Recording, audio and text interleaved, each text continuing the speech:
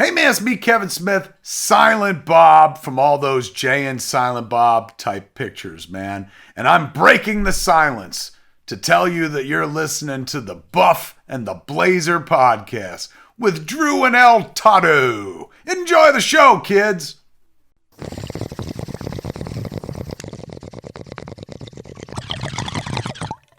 Hey, Toddo. What's going on? We got a podcast, The Buff and the Blazer. If I was a listener, where would I go to find more? You can check us out on our website, thebuffandtheblazer.com. Drew over there writes a article that goes along with every single episode. You can find all kinds of little extras on the articles, and you can listen to the podcast right there. Also, you can subscribe wherever you get your podcasts. And, of course, we're on Twitter at Buff and Blazer. Follow us there. Get those clicks, people. The Buff and the Blazer.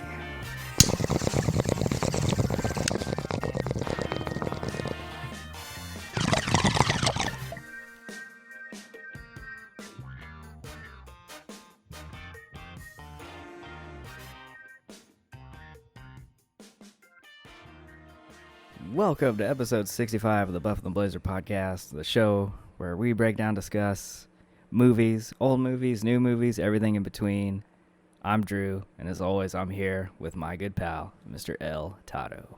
What's up, man? What is up, dude? Allergies are up?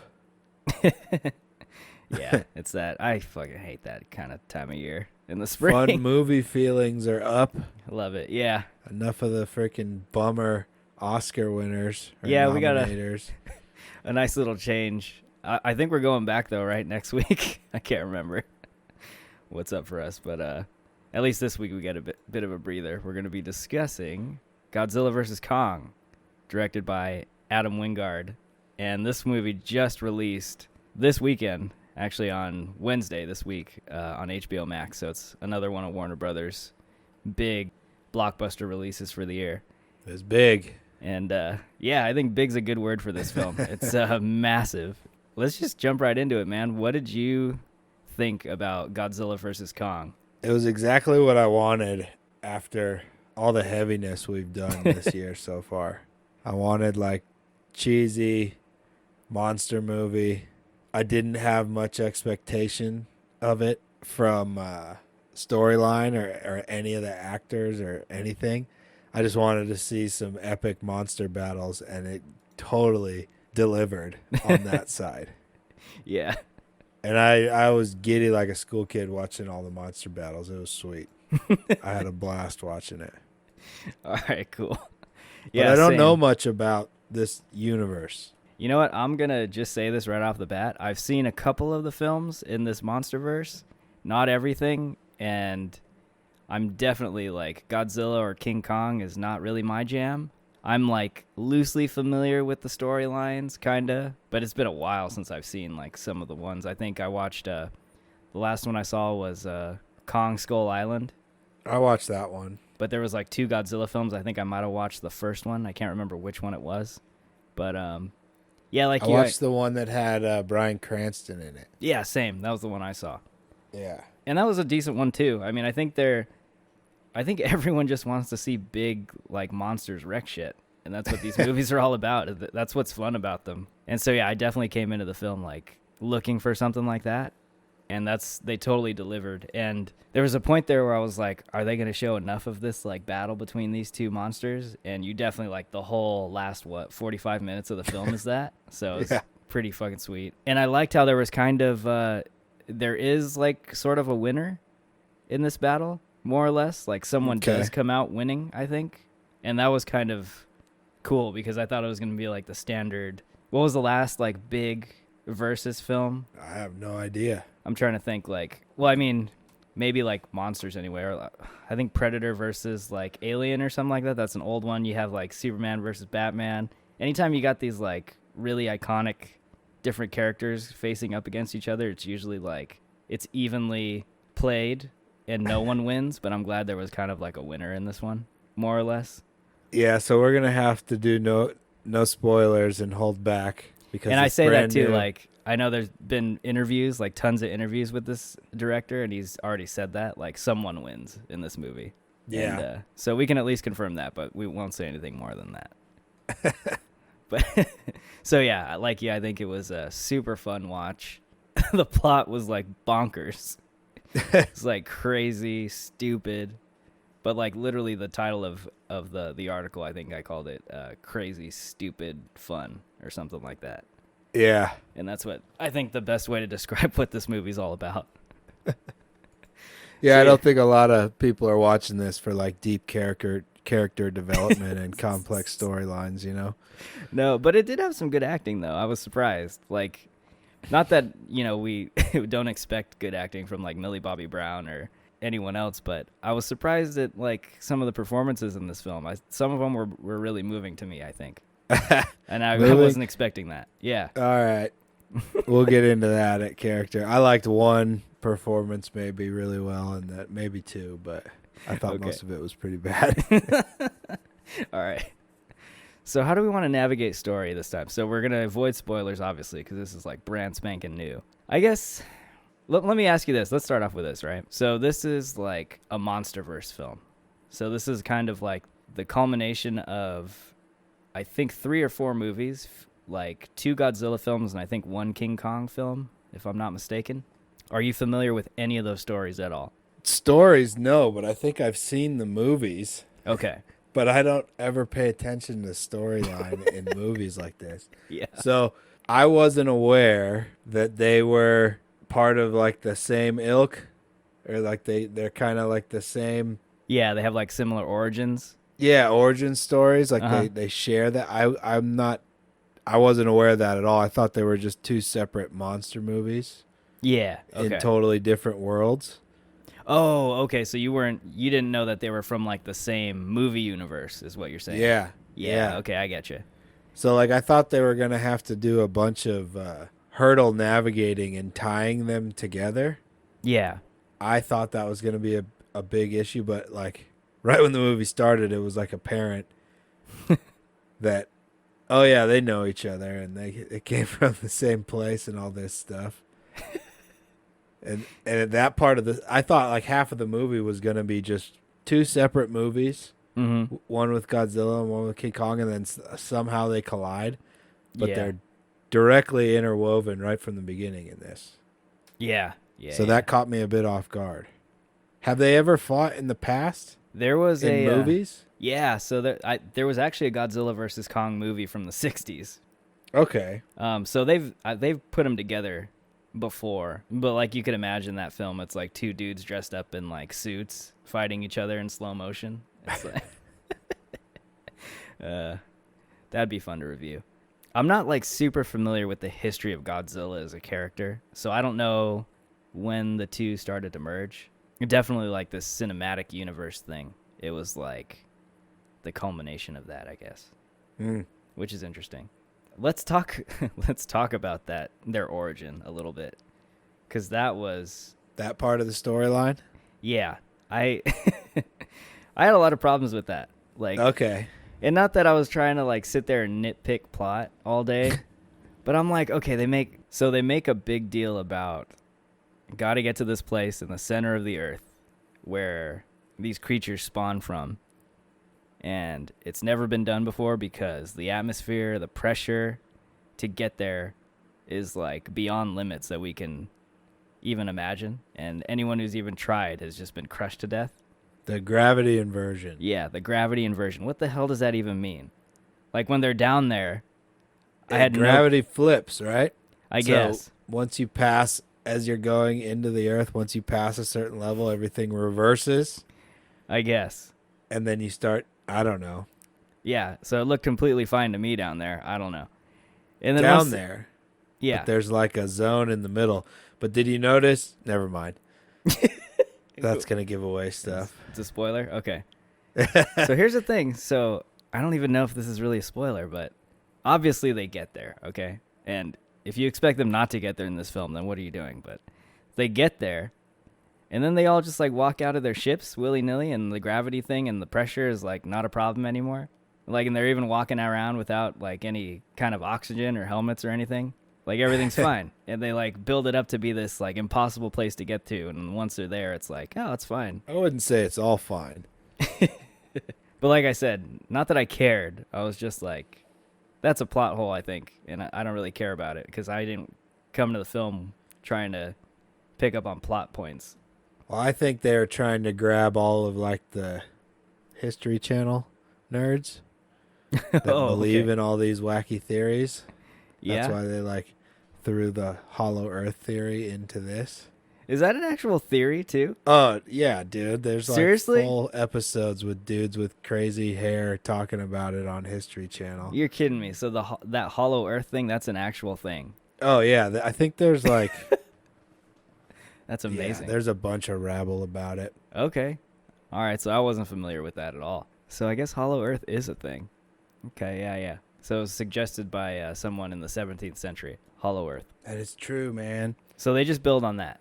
So that's where all the monsters come from, hollow earth. What I didn't get was like... it's... I can't even talk about it without spoiling, but it's like... the energy? You talk about the energy? No. I'm talking about, so Kong's origin. Like, apparently, he's, like, going back home. He's the king, man. Yeah, the king. That was pretty weird and ridiculous. But anyway, the coolest part about that whole sequence is that he gets his little battle axe. That was like... basically, they set that up so he could get his battle axe, so he could just knock Godzilla around for our enjoyment with his battle axe. I have a question about his battle axe, and I don't think it's spoily. Okay. It's Is in the his trailer. Yeah, it's in the trailer. So, is his battle axe the same material as Godzilla's spines? Yes. That's what I took away. Yeah. Because it gets all glowy and blue, right? Just like Godzilla's. Mm-hmm. And it's like rock. Yeah. It's the magic center of the earth rock. Yeah, that was... that was so cool. Like, I wasn't expecting Kong to have, like... He's total primate. Like, he uses his tools and stuff, like going around and whooping up on Godzilla. But let me ask you this, too, because we have to address this. Like, before you saw the film, who did you have? Like, who was your money on, Godzilla or King Kong? I probably would have to say Godzilla. Yeah. Just because he's got the dragon mouth thingy. Yeah. Like the electrical laser beam. His nuclear atomic breath or whatever it's called. Yeah, that's kind of an unfair advantage. But, on a kinship side, I'm obviously rooting for Kong. Yeah. Yeah, gotta stick with our primates. Yeah, gotta share some DNA.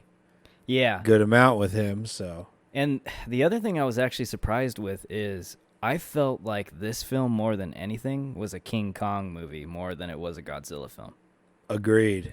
Right? Like they spend most of the film developing Kong, and Godzilla is almost just like a secondary character. Like that's the vibe I got. Yeah, they're developing Kong, and he's the sympathetic character in this all the way.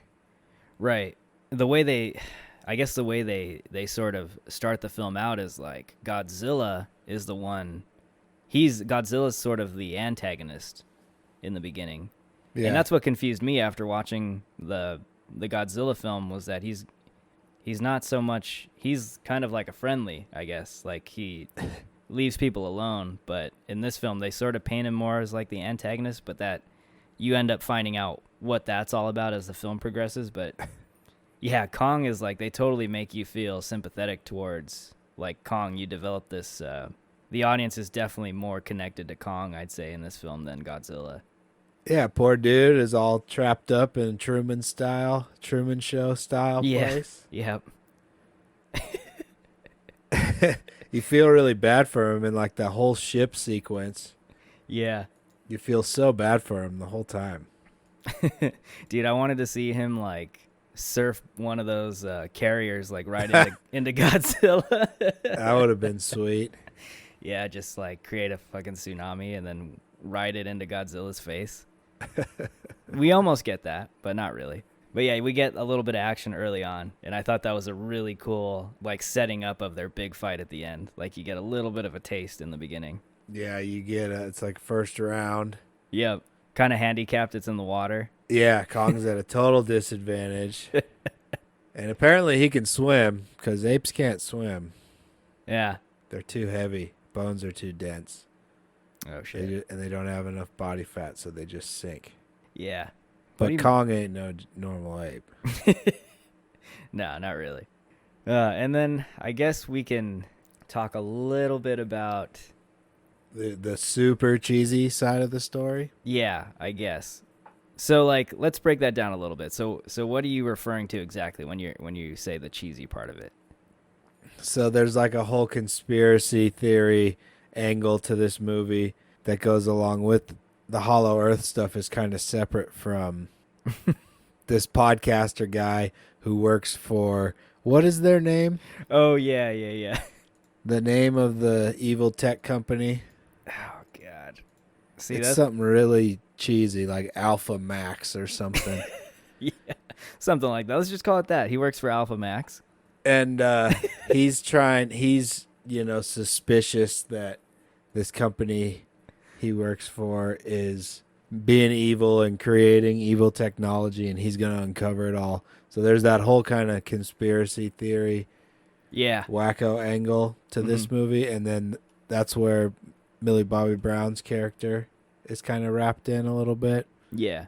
And that side, I got to say, that side of the storyline was just like totally not needed, in my opinion. Apex Cybernetics. Apex. What did I call it? Alpha Max. Apex Cybernetics.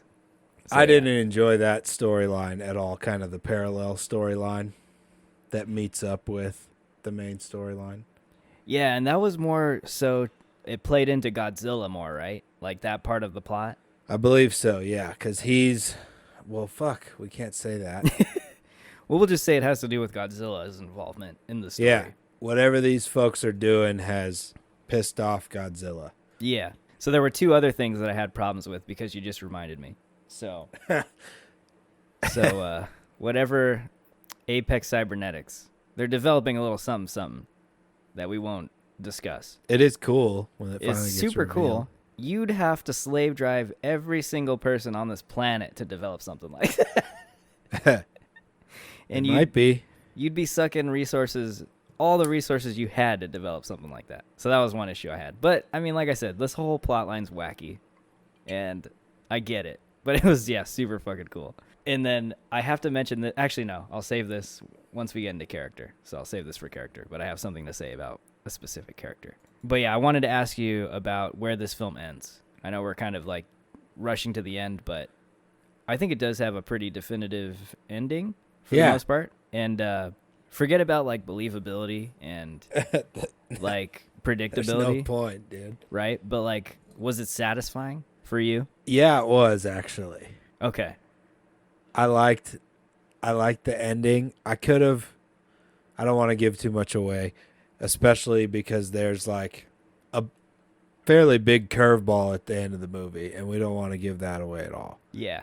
But the way that curveball alters the dynamics of everything, I actually liked a lot. Okay. And I thought that was kind of cool. And I think I'm picking up on what the curveball is that you're talking about. It's like massive curveball. Yeah. Okay. Motivational curveball. Yeah. All right. Yeah. Okay. So I like that because it's in the classic overblown monster movie theme. Yeah. But it also kind of like saves you a little bit from how bad you're going to feel if something does happen. Yeah.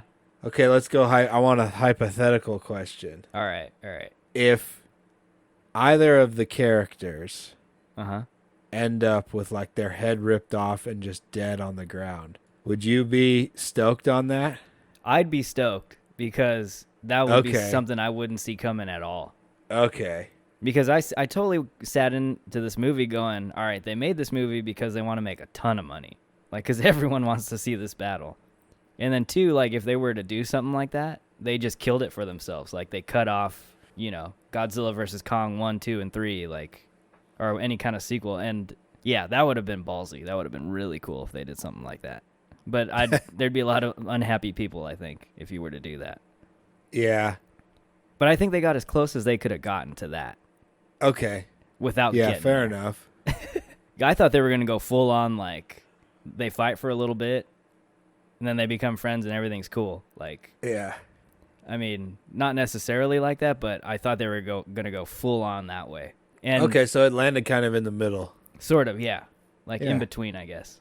So I guess that was a bit of a pleasant surprise, but still pretty much where I thought it was gonna go, like from the very beginning. Yeah, I didn't really even think about it. I was just like excited to see them beat the shit out of each other.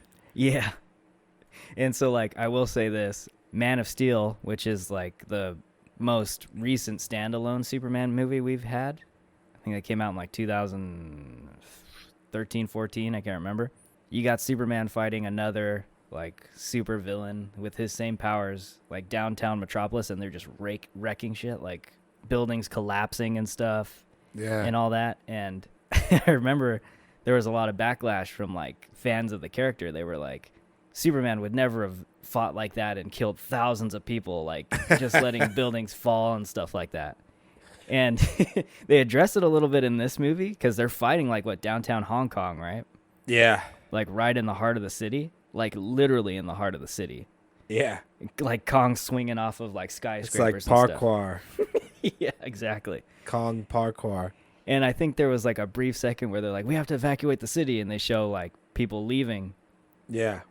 But this was the one film where I was like, I don't care how many bystanders they kill in this battle. Like, I want to see all these buildings collapse. Like, Yeah. I just want to see them wreck the whole city, like level it. So yeah, that was like, that was really badass. I thought it was cool. Like, They went for it too totally. with the big Hong Kong battle. Yeah. And it's probably so epic on a big screen. Oh man, I think probably the most disservice this film gets watching it at home is probably the sound. I had my shit bumping. Did you? Yeah. Yeah, I was watching it late at night, so I didn't have that, but I'm sure it was like pretty sweet. A lot of Yeah, bass. I had the woofer on really loud and the sound bar like really loud up because I watched it kind of early because I wanted to watch it loud. Yeah. So I wanted to be done before it's too late to not be a dick neighbor, you know? I got you. So I watched it pretty damn loud and it was sweet. But my TV's not that big, so. Yeah, that's why you just gotta sit up real close and get that IMAX experience. Like 5 feet. That's like a 70 millimeter screen. Would you pay whatever, $15, $20 to just go watch this in the theater, even though you've already seen it? Probably. I probably would too. Probably, yeah. There's quite a few movies that I think if they were back in IMAX, I would go pay and watch them, even though I've seen them.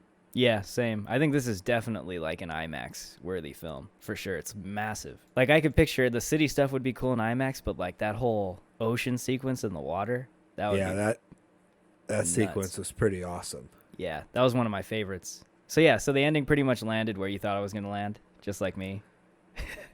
No, I kind of expected one of them to lose really Oh, okay. badly, Yeah.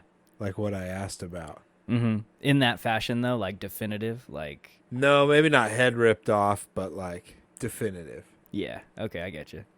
And it was close. Yeah. It was close to being that in this. And then that curveball came, you know? Yeah. Yeah, I don't think there's anyone going into this film expecting one of them to lose, like to die. Yeah. I don't know.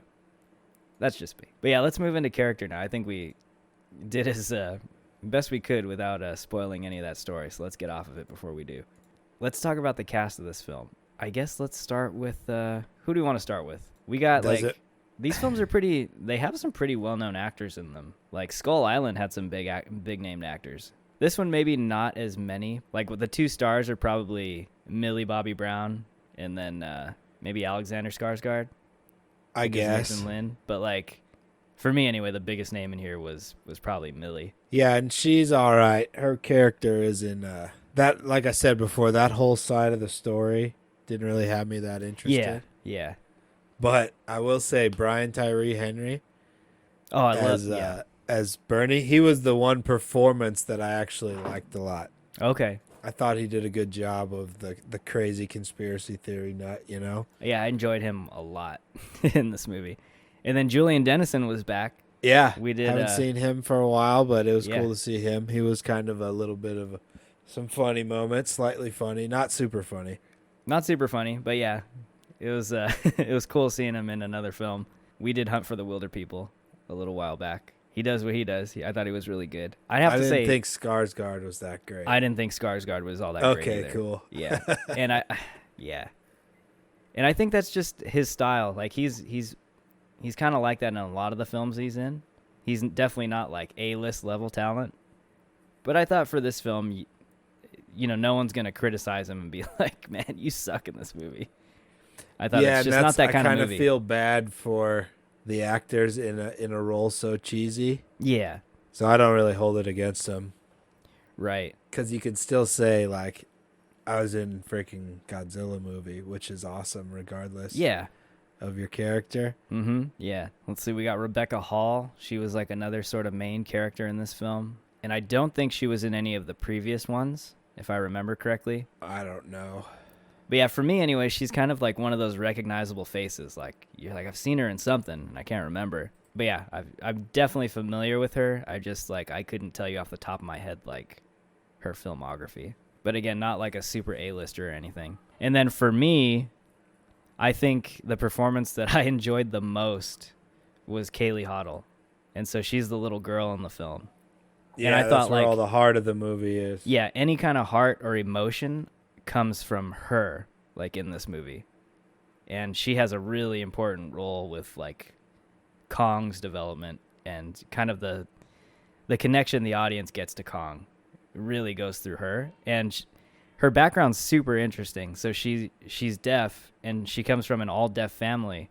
And I guess I was reading that she's done like a bunch of commercials and stuff, and this was like one of her first roles. That's interesting. Yeah, but I thought like she did a great job for me anyway. Like physical acting in terms of like conveying emotion on her face and stuff like that. I thought for me she was like one of the most enjoyable performances. I really liked when she would like tune in and zone in on like Kong's heartbeat or Godzilla swimming towards them. Yeah. I really liked that element of her character. I love the finger bumping that she had, finger bumping action. But yeah, she was super cool. And then I love the little cute jokes that she plays on Skarsgård's character. He's like, "What did she say about me?" Oh, she said you're the like, coward joke. Yeah, like that. But yeah, for me anyway, I enjoyed any time she was on screen. I thought she was so good. I don't think I can award a point for the acting, the characters and the acting in a movie like this. I get you. Doesn't mean it ruined the movie for me in any way. Yeah, but yeah. Like the dialogue is so cheesy. The characters are so cheesy. Totally. And like that's the thing with a movie like this is we know exactly what it's made for. Its purpose is to entertain you with these massive spectacle fights. Like that's what this movie's all about. So I kind of gave it a pass a lot of the time. Like you just roll with it and have a good time. Like this is the perfect movie to hang out at the movies. Like get a big ass thing of popcorn with lots of butter and just chomp down and have a good time. So yeah, I'm on the same page with you for sure. I'm trying to think, was there anyone that we want to like shout out? I want to give a shout out to Kong and Godzilla and their acting too. Yeah. Yeah, for sure. They did a great job. Yeah, totally. And then I have to put in my little comment that I saved for in this part of the show, but my other problem was Rebecca Hall's character, right? Eileen, worst adult caretaker ever. Like she's dragging this little girl around in all these CPS deathly situations.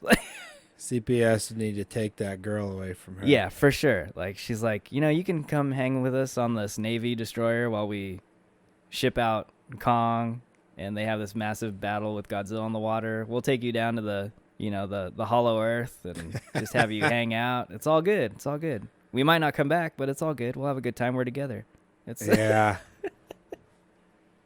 I guess we just kind of got to accept that. Because she's got, like, I don't know her origins. Is she in the other ones? I'm not sure if she's in the other ones, but they go into her backstory. And, yeah, they basically set up the fact that she has no one because her whole family was wiped out, I guess. Yeah. So I get it. I just thought, like, worst parent award goes to Eileen. Like, anyway. Like I said, not the strength I wanted of the to film. see Kong freaking rip apart his dome. His dome? In the beginning. Oh, yeah. Yeah, his biodome. Yeah. That was pretty sweet. I did like how he screwed it up a little bit. I loved his little spear throw, dude. It's awesome. Yeah, I love how he's all about the tools. Whole He's tree just like- spear, dude. Yep. Yeah, that's Kong was my favorite actor in the movie. Yeah, I think Kong was a great actor. He's a lot of Character. emotion there. Mm-hmm. For The sure. most range in the whole movie came from Kong. Yeah. I mean, right? You're almost not wrong. I'm not. I'm being, Yeah. funny, but it's true. It is true. He's ripped from home. You get a little bit of that struggle. He just wants to go home. Yeah, you connect with his character way more than anything else in the Yeah. movie. So maybe you got to give it half a point just for Kong. I mean, there's some acting chops right there. There we go. I can't wait to see him in his next role. It's a romance. Yeah, definitely. But anyway, let's move on. All right. Let's get into the meat of this film, which is all the spectacle, all the filmmaking. Let's talk about the special effects in this movie first, because I think that's probably where the heart of this movie is in all of its special Most effects. of the movie is that awesomeness, that Yeah, awesome CG. Did you think they did a good job with the CG in this movie? Yeah, it was what I expected, Yeah. and it wasn't super bad anywhere, No. but it's so big and so awesome that, obviously there are things that aren't going to look the greatest, Right. but I still really enjoyed it. And the two major fight scenes is where it all stands out, because a ton of it's still CG anyway. Oh, yeah. Yeah, yeah. But those two scenes, the ship scene and then the fight in Hong Kong, Mm-hmm. were both so awesome. Yeah, and, they were really so fun. Mm-hmm. Just the idea of that first fight in the water with all the ships, that was badass. And I Yeah. loved how you had Kong ship hopping, literally ship hopping, and they're just wrecking all kinds of shit, even on the water. There's a lot of dead dudes in that battle. Yeah, a lot of dead people in this movie. A lot of dead deaths. people in the movie. A lot of death in this movie, and I wanted more. This is one of the films where I was like, I don't care how much collateral damage they inflict. Yeah, it was super cool. I thought that the city fight looked a lot better than the ocean fight, I'd have to say. I think water's yeah. hard to do, CG. Yeah, agreed. But all of the cityscape stuff and all of collapsing buildings and debris and all, I thought that all looked fantastic. You know what I appreciated about the city scene was the buildings had some pretty good structural integrity. Yeah, they right? did, huh? They weren't just falling down everywhere. Yeah. They were, but you know what I'm saying? Kong was weaving in and out of them and getting, slammed up against a building, and the building wouldn't collapse. It would be hitting a wall sometimes, Yeah. Yeah. Or he would did you notice a couple times he would clip his legs and stuff when he was scampering around Oh, in the yeah. city? Yeah, yeah. Just He was those swinging little- off of them too at one point, wasn't he? Yeah. Almost. Yeah, I wonder if they have a earthquake code like how we have out here in California, in Hong Kong. But I like that they didn't just have everything crumble to pieces. Yeah. A lot of stuff got destroyed, but If it was realistic, that place would have been leveled. oh yeah, There would be nothing left. certain buildings would go down with Godzilla just jumping out of the water. Yeah. But no, I loved it. I love the look But of it. I loved it. I loved how it was neon lights and Yes. nighttime, and then the fight goes all through the night into the day. Yeah. It's awesome. It was badass. I thought they did a really good job. And the effects budget of this film, I mean, that's probably where all the budget went to. Was I just all of noticed the credits were long as hell that. again. Yep. Yeah. That's 'Cause, how you know. What was it? Soul. Soul had a half an hour credits Yeah. because it was all CG. This movie had, I don't think that many, but it still was massive. Yeah. I'd say the majority of this film is CG. Oh yeah, It's nuts. and I loved it. Yeah, me too. A lot of the movies we've done recently have had barely any. Yeah, it's a good point. We usually, well, I guess it's heating up into summer pretty soon, but we'll get more of these, I'm sure. But yeah, a lot of the films we've been doing have no CG. This is totally opposite side of the spectrum. I liked it. Yeah, me too. So I think we're in agreement. This special effects, I think, were as good as they could be for a movie like this. Not bad at all. I got a set design question for you. Okay. So the parallel story with Millie Bobby Brown's character. Yeah. Did you think all those like underground bunkers and vessels that they were getting into and everything that they were getting into was just like a little too space evil kind? Yeah, It's fuck like yeah. so bad. Yeah, totally. Like those, half that shit is like from, it's weird. Like, we're talking about a movie with two mega monsters, right? So I get it. There's like a level of disbelief that you have to go into when you like watch this film. But half of like the real world stuff that they try and like set up, none of that stuff, to me anyway, is like feasible right now. No, like it's none like of it. It's all like a secret massive. base gets taken out by Godzilla, and they just waltz back into the base the next day Right. and are riding in all the elevators and stuff. Yeah. I know. Like that's where the plot is just like, it's bonkers, which is fine. Like I get it. But this might as well be a Marvel movie with the kind of stuff that's going on into it. Like, Okay. but like I said, that's what it is. It's just, it's that kind of movie. Is that the next crossover? That'd be pretty sweet. Maybe if it was a Disney movie, yeah. Kong is going to be in the next Avengers. No, but you know, it is a Warner Brothers film, so they could cross over Superman and Wonder Woman. With Like to see- Kong? Yeah, with Kong. You know, it's from the same house. That would be pretty sweet, I think. I'm down with that. Yeah. Kong and Godzilla versus the Justice League or something like that. Oh shit. Yeah, put your helmet on for all the destruction in that movie. That'll be sweet. Yeah. Let's see Kong. 7 hours.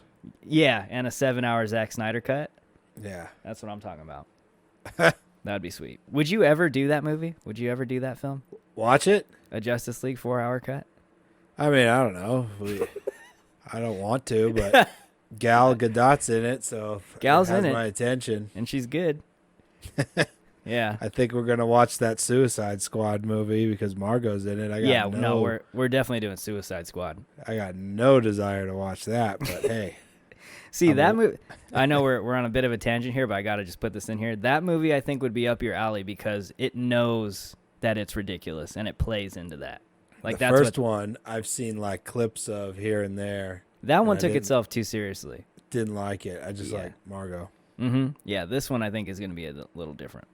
But we digress. Let me ask you what did you have a favorite shot in this movie? Or a sequence of shots? I really liked, this is kind of different, but I really liked when they got to Kong's throne, Yeah. that whole area. Mm-hmm. I really liked that for some reason. Okay. It was like a very heartwarming moment for Kong, you know? Yeah. And I liked that. And That I was don't cool. usually buy into that stuff. Right. It's weird. It's like Sonic and Kong, I think I've emotionally connected with more than any other characters in all the movies we've reviewed. Than any human characters. Than any human characters, yeah. Yeah, I get you. But no, I dug that whole cave, Yeah. and I liked like the half parrot, half pterodactyl little monsters in there. Oh, yeah. That was cool. You got a bunch of cool creatures in that whole thing. Hollow Earth. Yeah. And I do like when Kong ripped that one guy's head off and ate his brains and just like slurped them. Yeah. I thought that was awesome.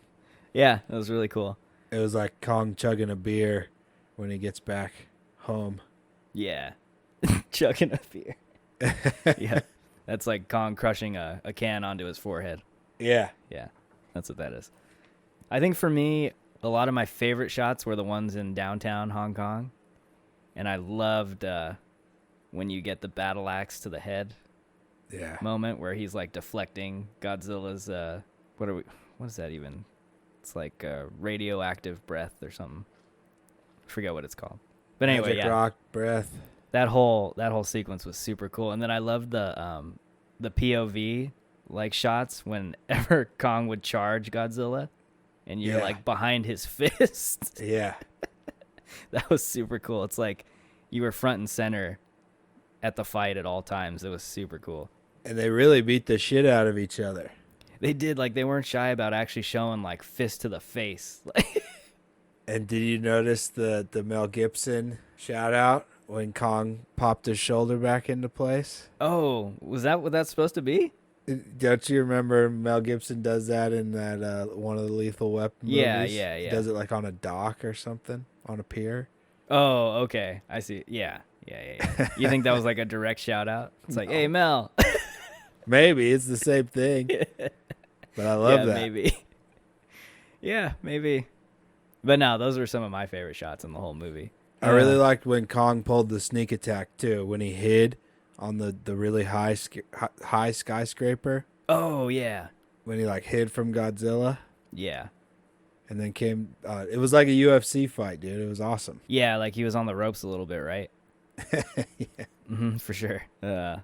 Let's talk briefly about score in this film. And all I remember is like the Doom music. I don't know if that's like Godzilla's theme or just the fight's theme in general, but the like super doomy music. Anytime Godzilla would come onto the screen. That's all I can remember. Yeah, I didn't like any of that stuff very much, but there was a few times where there was like some upbeat kind of more. I think they had to do with like when the parallel side of the story that I didn't like, the conspiracy theory side. Yeah. There was a couple of good songs in there where I was like, oh, that's kind of sweet. Made me happy. Like soundtrack music? Yeah. Okay. That was playing like when they were mobbing around doing all their stuff. Okay.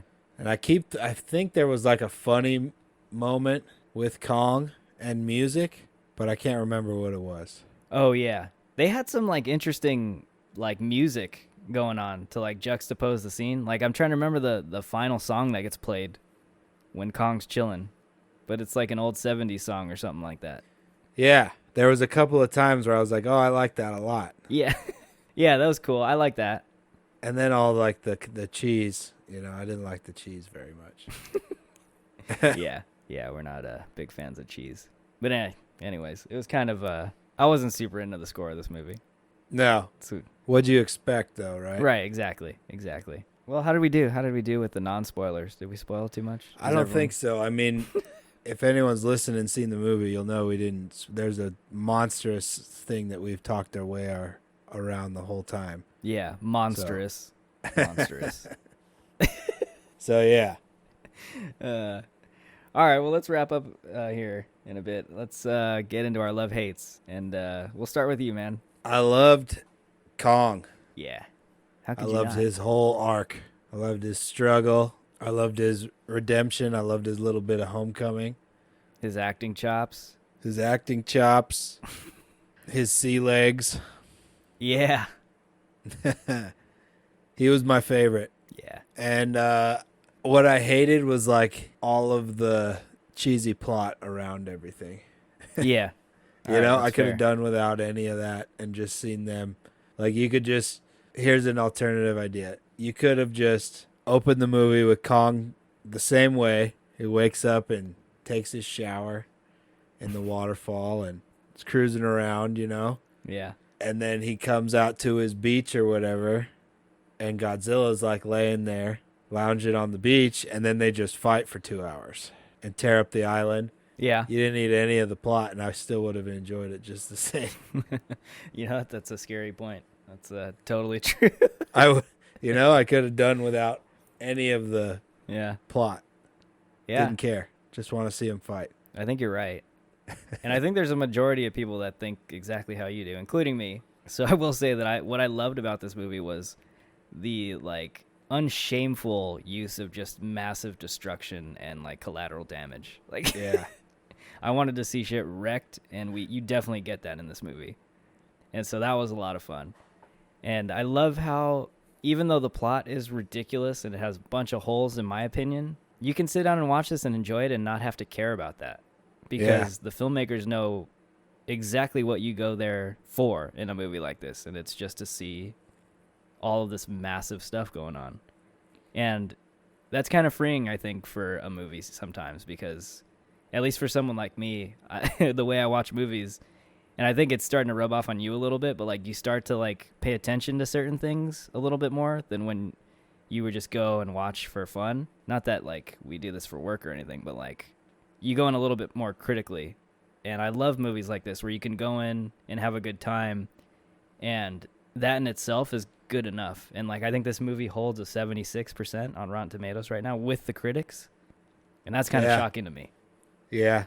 And it almost makes me question, like, how do some of these other films that we review not get scores this high when they're just as enjoyable? It's kind of an interesting question. I think it all lies on the feels, man. Yeah. So I guess, Because I mean, it's pretty obvious in the critic world that the feels category carries more weight than all the other technical categories. And when the way we kind of judge things, it's just 1 point per category, you know? yeah, yeah.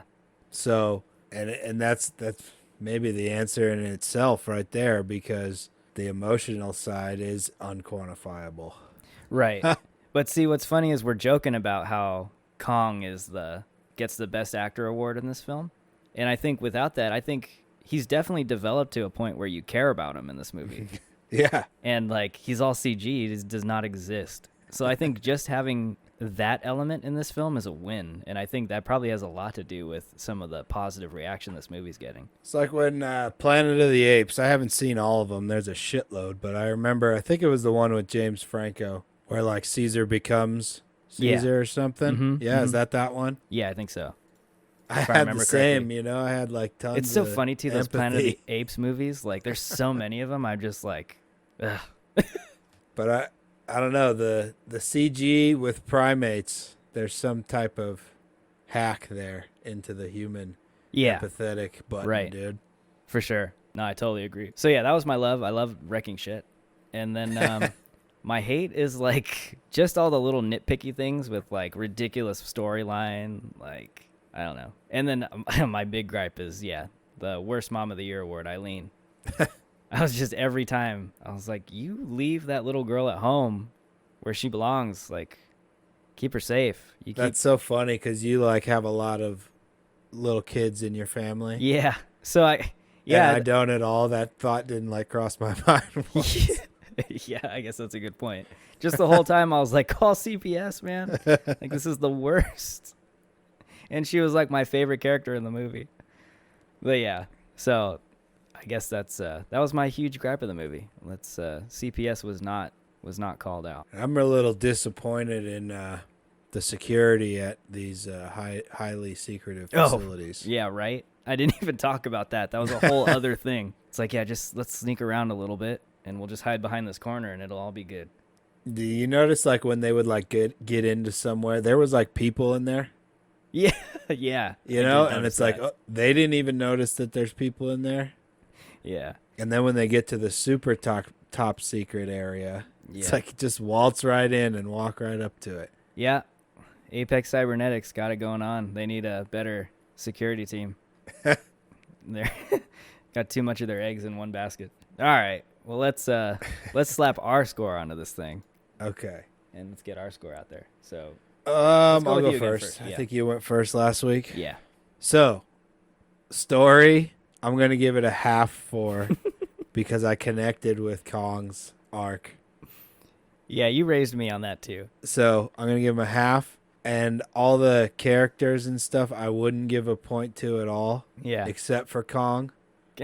So, I'm going to give him a half for that. All right. Score, I'm going to give him a half because there was a little bit I liked and a lot I didn't like. Okay. So, I'm at 1.5. 1.5. The CG's getting a full point. Oh, okay. For sure, For because sure, that's yeah. what the movie is, and the feels is getting a whole point. So I'll come in at 3.5. 3.5. 3.5 bong loads. Cool. All right. I like it. So 3.5 from El Toddo. All right. Let's go down this for me. So story, I was really tempted to give this nothing for story, but I do like the Kong element of this, and I think that's where the heart, well, at least your connection is your investment into Kong. So I'm going to give it half there too. So there's a half there. Characters I'm going to give characters a point because I like Kong and I love Kaylee Hoddle's performance. So I'm going to go with a full point there. So I'm at 1.5. Cinematography, CG, all that stuff gets a point for me. So I'm at 2.5. Score does not get a point for me. And I liked it a lot. So I'm also at 3.5, right? Is my math right? Yeah. So yeah, I guess it gets a 3.5 for me too. Nice. So that's where I land on that. All right, consensus. And it's not a 5. It's our first non-5 consensus, I think, this year, if I'm not mistaken. So yeah, it feels good not giving out 5. It's kind of nuts. Yeah, like takes the weight off of Yeah. everything. We don't have to worry about Yeah, that movie wasn't for me, but it was so good. Got to give it a 5. It's like, I didn't fall for that shit with Minari. yeah, me either though. I still feel good about the 5s that I gave out this year. Yeah, so do I. I don't regret any of them. Yeah, we're on the same page with that. But I think it's back to the heavy drama bullshit next week, right? What are we doing? The Father? Yeah, we'll be It's recording on something. I think that's the last one we got out of our Best Picture nominees. Yeah. Oh no, we got one other one. What's that? Heavy Metal, I think. And that's not the 80s cartoon? No. Oh, okay. It's about I a would've been it's about a stoked if it drummer. was that. It's about a drummer, I think. Oh, cool. I like music movies. Yeah. Actually, we'll see where we land with that. If we can watch We got that Mortal one. Kombat coming up. That one's coming out real soon. Yeah, a lot of these Couple Warner of Brothers weeks. movies are coming out pretty quick, so we'll have some entertaining ones coming out. But yeah, so at least we got Godzilla vs. Kong out there. I think it was super enjoyable. And then will we recommend it? Like, Absolutely. yeah, dude. for It's sure, a right? blast. And I think they have till April 30th to watch that, if I'm not mistaken. It's usually Yeah, out they're for like gonna- 30 days. They're going to pull it out. Yeah. So give it a watch if you haven't seen it yet. It's it was like 2 hours, but it's like a fun 2 hours. So if you like the characters, for sure, I think it's worth a watch. And if you have HBO Max, you get it for free. And if you can go into theaters wherever you are, then hell yeah. Yeah, sure. Like if it's playing at an IMAX, yeah, it'd be super fun at IMAX. That'd be a blast. For sure. But yeah, that's all we got for you on episode 65. We talked Godzilla vs. Kong. We both recommend it. We gave it a 3.5. Super fun movie, popcorn flick. We think Yeah, you'll you all could put enjoy it on with like a party going on at the house, Yeah, and it's just like a blast to watch. for sure. And kids can watch it too, because even though it's pretty violent, it's not very gory. No, and it's what is this rated? PG-13. So Yeah. it's anyone can watch it, have a good time. But yeah, that's all we got for you guys. It might get a little heavier next week, back to our heavy routine, but we're gonna try and jam out some of these Oscar nominations, our nominated films, and we'll be back at it next week. So have a good week, everybody. Peace.